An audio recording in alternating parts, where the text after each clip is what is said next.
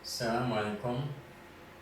بسم الله والصلاة والسلام على جميع الأنبياء وكل من تبعهم بإحسان وعمل صالحا إلى يوم الدين. On continue avec l'interprétation de Sourate Al-Baqarah et on est dans le verset 26 qui dit أعوذ بالله من الشيطان الرجيم بسم الله الرحمن الرحيم إن الله لا يستحيي أن يضرب مثلا ما بعوضة فما فوقها فأما الذين آمنوا فيعلمون أنه الحق من ربهم وأما الذين كفروا فيقولون ماذا أراد الله بهذا مثلا يضل به كثيرا ويهدي به كثيرا وما يضل به إلا الفاسقين. Certes, Allah ne se gêne point de citer en exemple n'importe quoi, un moustique ou quoi que ce soit au-dessus. Quant aux croyants, ils savent bien qu'il s'agit de la vérité venant de la part de leur Seigneur. Quant aux infidèles, ils se demandent qu'a voulu dire Allah par un tel exemple. Par cela, nombreux sont ceux qui égarent, et nombreux sont ceux qui guident. Mais ils n'égarent par cela que les pervers. Al-Baqarah 26. Qu'est-ce qu'on a dans ce verset? On a une action venant d'Allah et la réaction des gens. Quand Allah, dans un verset qui cite un exemple, un moustique par exemple, dans un tel verset,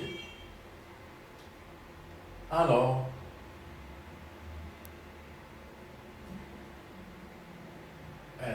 il y a une contre-réaction pour les croyants quand ils voient ce verset-là, quand ils reçoivent ce verset-là. Eh bien, pour les croyants, ils cherchent à comprendre qu'est-ce qu'il veut dire par ce verset-là. Ils savent bien qu'il s'agit de la vérité et essayent de comprendre qu'est-ce qu'il veut dire par là. Essayent de comprendre. Ça, c'est pour les croyants, la réaction des croyants. Alors que pour les mécroyants ici, ils disent, pour la traduction, c'est les infidèles, dans le verset, il veut dire, le verset arabe, on a les mécroyants, ce n'est pas les infidèles, mais les mécroyants. Quant aux mécroyants, eh bien, ils ne cherchent pas à comprendre. Ils se demandent qu'a voulu dire Allah par un tel exemple. Ils ne donnent même pas l'importance.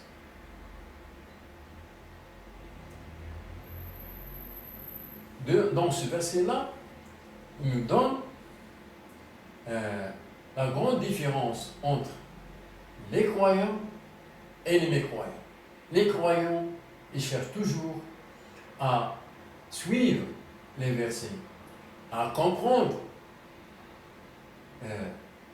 qu'est-ce qu'il veut dire un tel ou tel verset.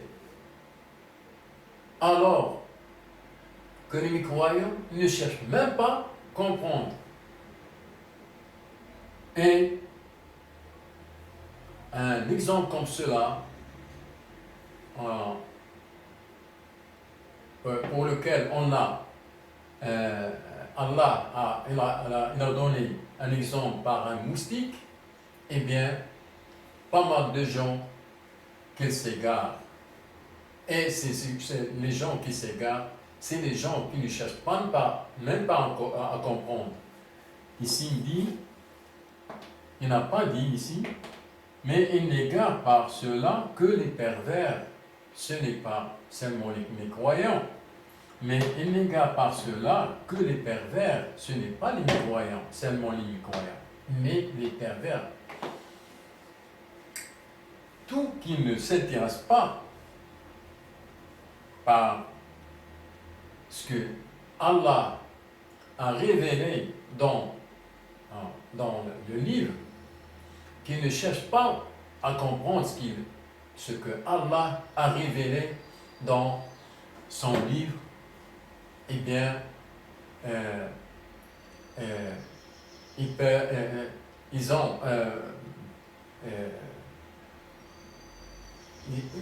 seront parmi les égarés. Si par exemple, on prend cet exemple de moustique et on cherche à comprendre ce qu'il faut faire, on cherche à comprendre. Dans le livre, il a donné Allah un exemple. C'est dans le verset 73, Al-Hajj, qui dit أعوذ بالله من الشيطان الرجيم بسم الله الرحمن الرحيم يا أيها الناس ضرب مثل فاستمعوا له إن الذين تدعون من دون الله لن يخلقوا ذبابا ولو اجتمعوا له وإن يسلبهم الذباب شيئا لا يستنقذوه منه ضعف الطالب والمطلوب.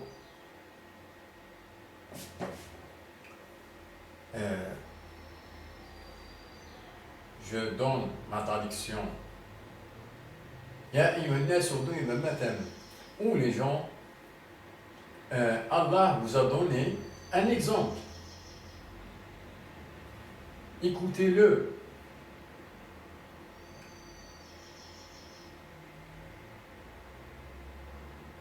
إن الذين تدعون من دون الله لن يخلقوا ذبابا ولو اجتمعوا له. Ceux que vous invoquez,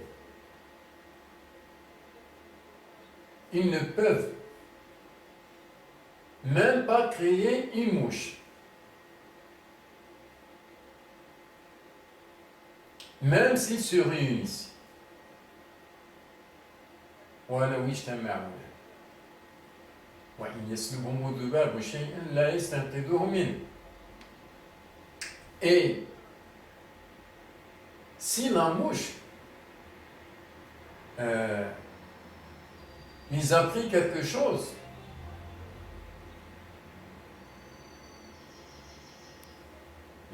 si la mouche a dépouillé quelque chose, ils a dépouillé quelque chose, ils ne peuvent même pas le reprendre.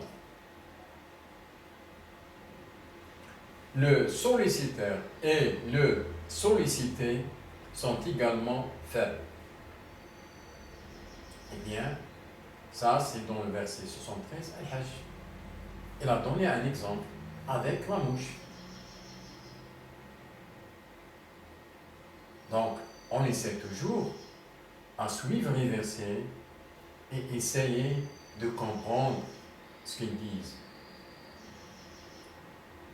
Ça, c'est pour les croyants. Tous les croyants faisaient ça, doivent faire ça. Salam alaikum.